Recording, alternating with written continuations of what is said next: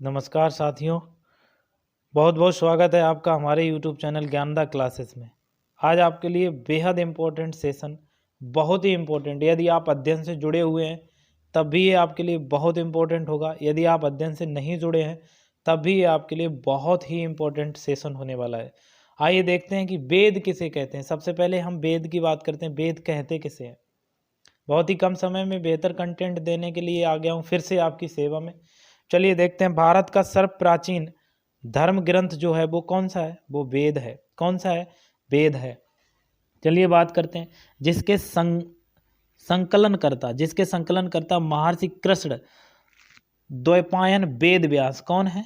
महर्षि कृष्ण द्वैपायन वेद व्यास जी हैं। ठीक है, देखें आगे देखते हैं। वेद 4 हैं। कौन कौन से हैं? 4 हैं, जिनकी संख्या है 4। पहला है आपका ऋग्वेद, दूसरा है आपका यजुर्वेद, तीसरा आपका सामवेद और चौथा है आपका अथर्ववेद। क्लियर? चलिए बात करते हैं। सबसे प्रथम जो हमारा वेद है वो है ऋग्वेद। इसको हम कह सकते हैं, ये जो वेद है वो बेहतरीन, मतलब कह सकते हैं कि ये सबसे पुराना वेद है। अब पढ़ते हैं आगे इसका फर्स्ट पॉइंट। ऋचाओं के क्रमबद्ध ज्ञान को ऋग्वेद कहा जाता है। ऋचाओं का जो क्रमबद्ध ज्ञान है उसको ऋग्वेद कहते हैं और ये सबसे पुराना वेद है। चलिए अगले पॉइंट की बात करते हैं। देखिए इसमें 10 मंडल, इसमें क्या होता है? इसमें 10 मंडल होते हैं तथा 1028 सूक्तियाँ होती हैं तथा 10,462 क्या होती हैं? ऋचाएँ होती हैं। क्लियर? अब देखिए अगले पॉइंट की बात करें तो इस वेद की रचनाओं को पढ़ने वाले ऋषि को क्या कहा जाता है? इस ऋषि को होत्र कहा जाता है। जो भी इस ऋग्वेद का पाठन करते हैं उसको होत्र कहा जाता है। चलिए अगले पॉइंट की बात करते हैं। इस वेद से आर्यों के राजनीतिक प्रणाली एवं इतिहास के बारे में जानकारी मिलती है। तो देख सकते हैं, कह सकते हैं कि इस वेद से क्या होता है कि जो आर्य थे उनकी जो दिनचर्या थी, उनकी जो राजनीतिक प्रणाली थी एवं उनका जो इतिहास था उसके बारे में हमें संपूर्ण जानकारी प्रदान इसी के माध्यम से होती है। चलिए अगले पॉइंट की बात करते हैं। तो देखिए क्वेश्चन बनता है कि जो ऋग्वेद था वो किसके द्वारा रचित था? तो ऋग्वेद को विश्वामित्र जी ने रचा था। तो विश्वामित्र द्वारा रचित ऋग्वेद के दूसरे मंडल में, कौन से मंडल में? दूसरे मंडल में सूर्य देवता, जिनको हम क्या कहते हैं? सावित्री कहते हैं, को समर्पित प्रसिद्ध गायत्री मंत्र, इनके 9वें मंडल में देवता सोम का उल्लेख मिलता है। देखिए इसके कह सकते हैं कि दूसरे मंडल में गायत्री मंत्र है और इसके 9वें मंडल में सोम देवता का उल्लेख है।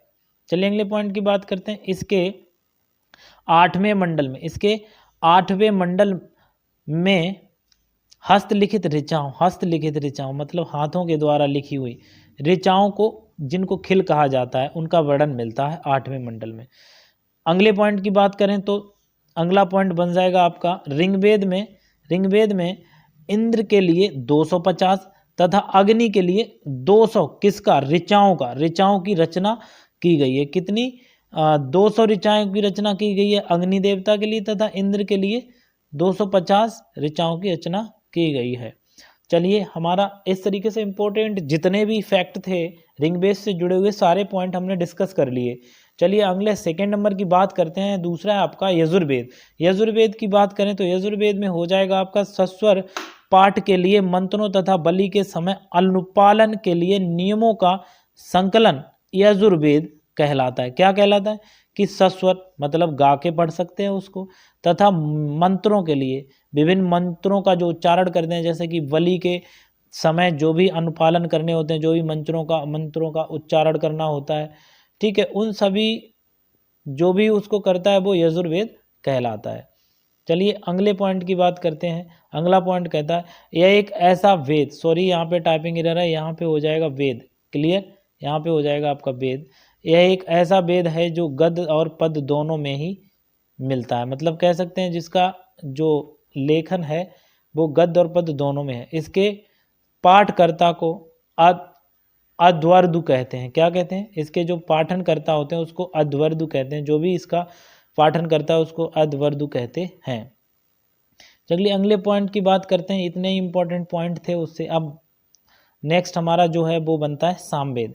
अब हम सामवेद की बात करते हैं तो सामवेद क्या हो जाएगा, यह गाए जा सकने वाली रचनाओं का संकलन है। इसमें एक तरीके से हम कह सकते हैं कि जितनी भी संगीत से जुड़ी चीज़ें हैं वो सारी यहीं से मिलती हैं। जितने भी हमारे सुर हैं, जैसे कि बोल सकते हैं सारे गा मा पा दा नी सा, जो भी हैं वो सारे इसी सामवेद से हमें प्राप्त होते हैं। चलिए अगले पॉइंट की बात करते हैं। इसके पाठकर्ता को उद्रार्थ कहते हैं। क्या कहते हैं, इसका जो भी पाठन करता है उसको उद्रार्थ कहते हैं। ठीक है, क्लियर है ना। अगले पॉइंट की बात करते हैं कि सामवेद को भारतीय संगीत का जनक भी कहा जाता है।